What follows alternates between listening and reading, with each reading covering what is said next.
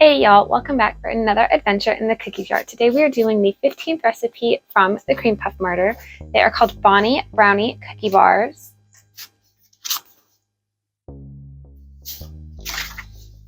Just those two pages.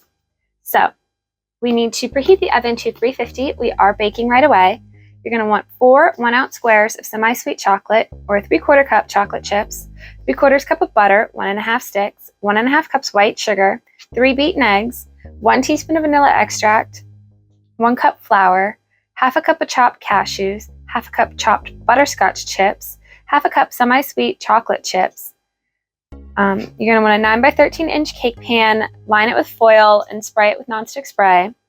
Then you're going to essentially just mix up the batter, pour it into the pan, and then bake it off for 30 minutes or until it doesn't really say, it just says cool them, bake them and cool them, that's all it says. When they're thoroughly cool, you can lift them by the foil to get them out, cut them into squares. Hannah's note, if you're a chocoholic or if you're making these for Mother, frost them with never fail fudge frosting before you cut them. This is everything we're going to be using today. Okay, so the first thing we want is our 4 ounces of chocolate squares in a microwave safe bowl. We're going to add the 1.5 of butter.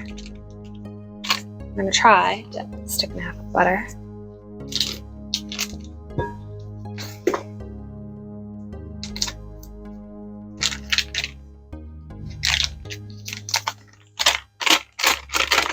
All right, now this will go in the microwave for a minute, and then we'll take it out, we'll stir it. If it's not melted, we'll start melting in 20-second intervals. Well, I can already tell this is definitely going to have to go back in. These bits of chocolate are definitely not really melted at all. They still feel pretty firm. I'll try to help it along as much as I can.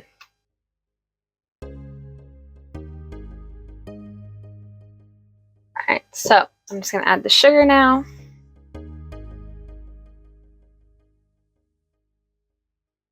And then it says to test it and see how warm it is before you add the next thing, which would be the eggs.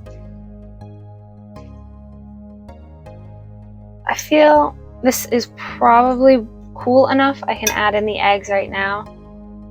So I'm just going to slowly add the eggs while I stir.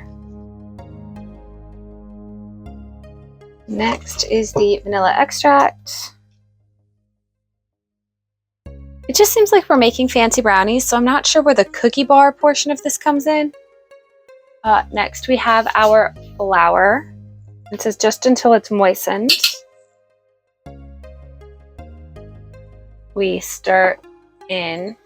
It says to put these in a food processor and chop them together, but if you don't, just use a knife. I don't really want to do that. So I think I'm just going to leave them as is and just dump them in.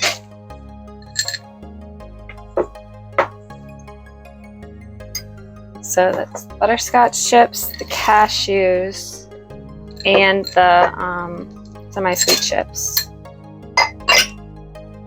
And now it says to spread this in the bottom of our pan.